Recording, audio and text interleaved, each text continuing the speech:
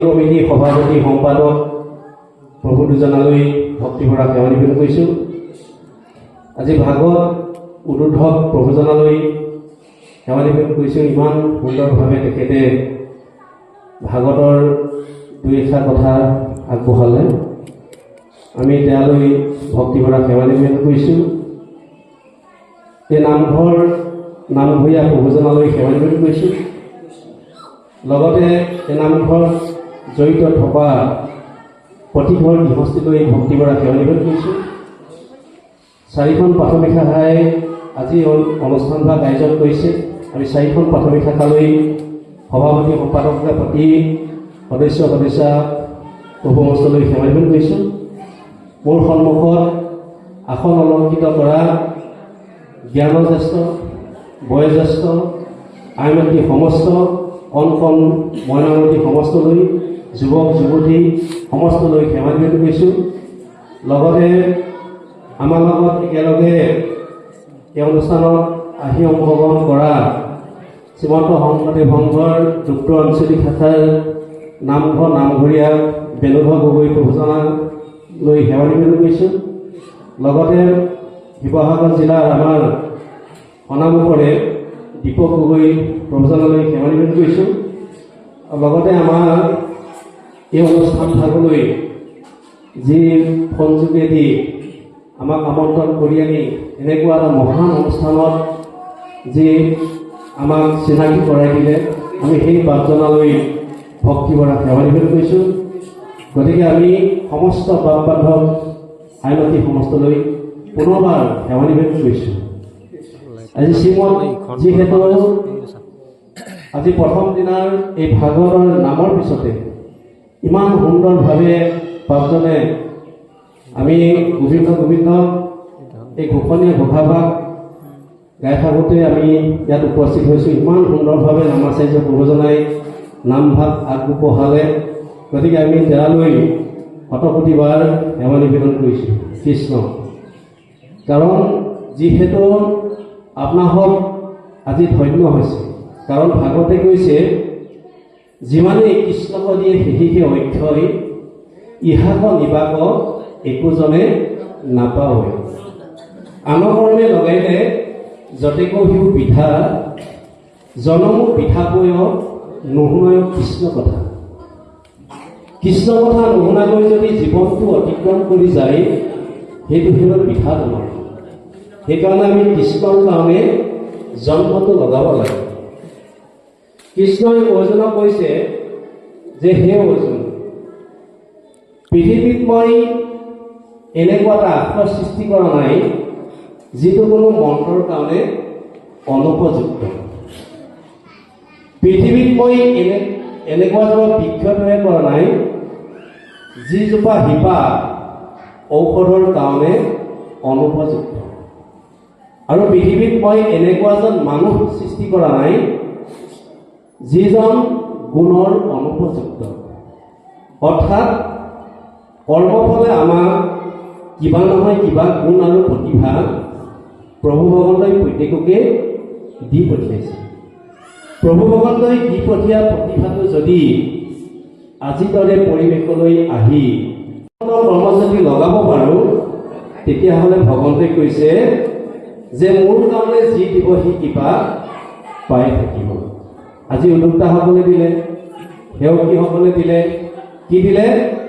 কৃষ্ণ কৰ্ম এইটোৱেই, যিটো কৰ্ম কৰিলে তৃণমূল ব্যক্তি বিশেষৰ পৰা নিখিল জগতৰ কল্যাণ সাধন কৰে। আত্মাকে ধৰি নিখিল কল্যাণ জগত কৰ্ম আমি যিকোন সময় লগাম, শাৰীৰিক মানসিক ভৌতিক আৰ্থিক, এইকণহে আমাৰ অক্ষয় পুণ্য। এইকণহে আমি পৰকালৈ যাওঁতে লৈ যাম। এতিয়া প্ৰাৰব্ধ কালৰ পৰা লৈ অহাখিনিহে আমি ভোগ কৰি আছোঁ। চব ইয়াতে এৰি থৈ যাব লাগিব। পুত্ৰ ভাইজা ঐশ্বৰ্য থাকিব ঐত পৰি, পাপ পুণ্য দুই যাব লগতক তৰি। দুটা বস্তু কিন্তু যাব, হয় পাপ নহয় পুণ্য।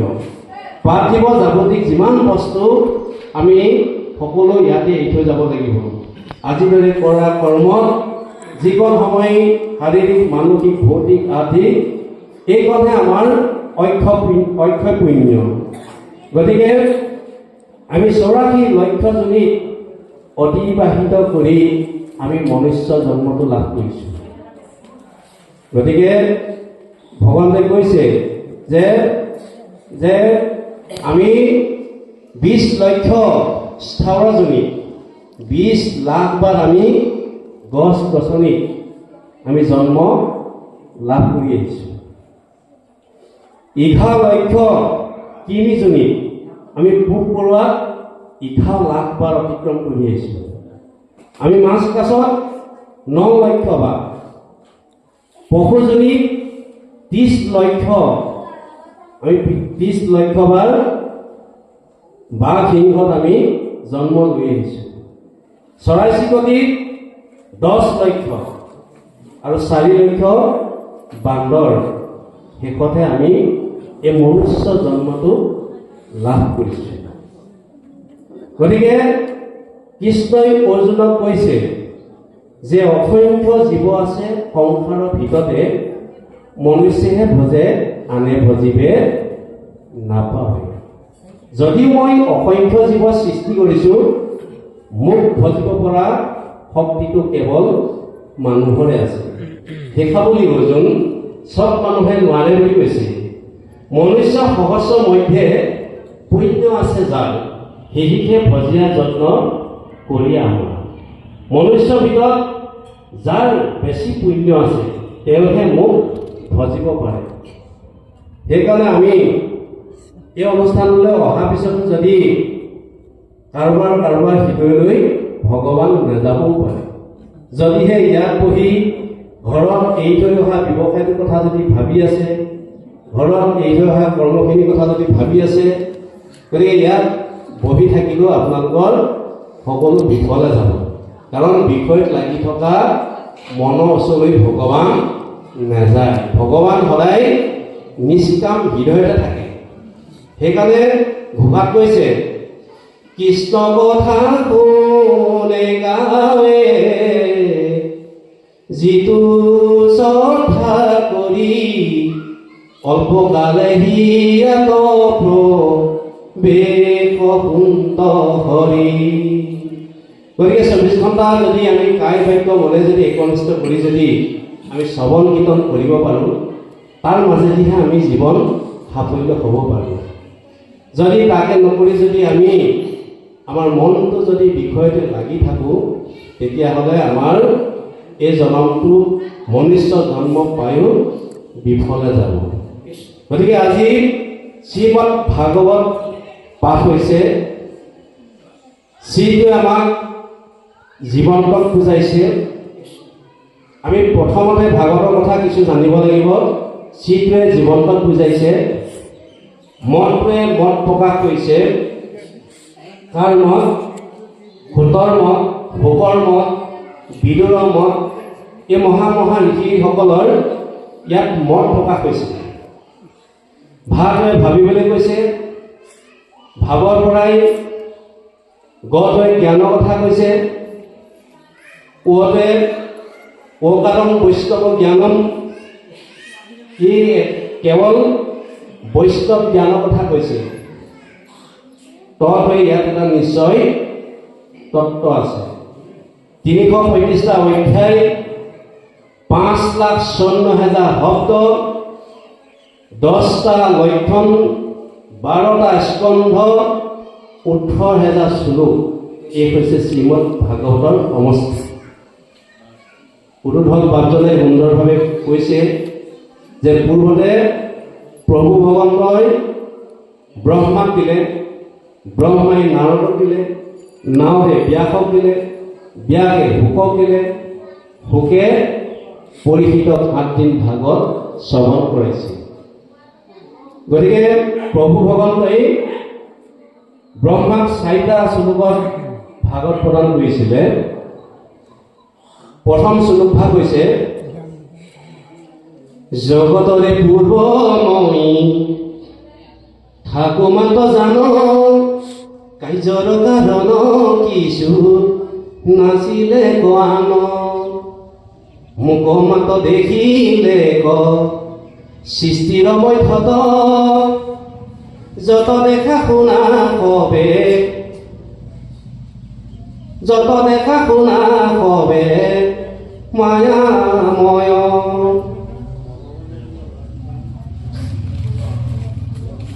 এৰাম মোক জগতৰ পূৰ্বতে মই আছিলোঁ বৰ্তমান মই আছোঁ আৰু ভৱিষ্যতে মই থাকিম যেনেকৈ সোণৰ পৰা বিজয় বৈকুণ্ঠ দৌৰি আছিল কিয় আকৌ তেওঁলোক মধ্যধামলৈ আহিব লগা হ'ল কাৰণ জয় বিজয় নিজৰ ভক্তি বলত বৈকুণ্ঠত স্থান পোৱা নাছিল জয় বিজয় পিতৃ একান্ত ভকত আছিল যেতিয়া জয় বিজয় জন্ম হয় জয় বিজয় মাতৃ বিৰূপ হয় তেতিয়া জয় বিজয় পিতৃয়ে ভাবিলে যে মই এই শিশুটি যদি লালন পালন কৰি থাকিব লগা হয় তেতিয়াহ'লে মই দেখোন আকৌ পুনৰ বিষয়তে মই জীৱ লাগিব গতিকে ঈশ্বৰৰ সন্তান ঈশ্বৰে যি কয় কওক এই বুলি ঈশ্বৰকে প্ৰাৰ্থনা কৰি তেওঁ তাতে এৰি তেওঁ মানে ভগৱন্তক তপস্যা কৰিবৰ কাৰণে বনলৈ গুচি গ'ল এতিয়া ভগৱন্তে কৈছে নহয় মই পিনে ভকতেনি চিন্তে কিছু জ্ঞান মই ভকতৰ পৰে নাজানো হোৱান ভকত সমান সখী মোৰ কোন আছে ময়ো মহাভকতৰ ফুৰু পাছে পাছে গতিকে এতিয়া ভগৱন্তই ভকতক উদ্ধাৰ কৰিবলগীয়া নহয় ভগৱন্তই আহি সেই শিশুটি লৈ লক্ষীক দিলে লক্ষীয়ে ডাঙৰ দীঘল হ'ল যথাসময়ত চাকৰি হিচাপে বৈকুণ্ঠ দৌৰি দি দিলে কিন্তু জয় বিজয় নিজৰ ভক্তি বলত বৈকুণ্ঠত স্থান পোৱা নাছিল কাৰণে তেওঁলোকৰ অহংকাৰ হ'ল আকৌ পুনৰ ঘূৰি আহিব লগা তিনিটা জন্ম দৌৰিভাৱে হ'লেও মোক স্থানলৈ পুনৰ আহিবা অভিশাপ পাব লগা হ'ল গতিকে সেইকাৰণে আমি ইয়াতেই খৰচি মাৰিব লাগিব আমি ভাবি থাকিলে নহ'ব বৈকুণ্ঠলৈ গ'লে আমি আৰু পুনৰ আহিব নালাগে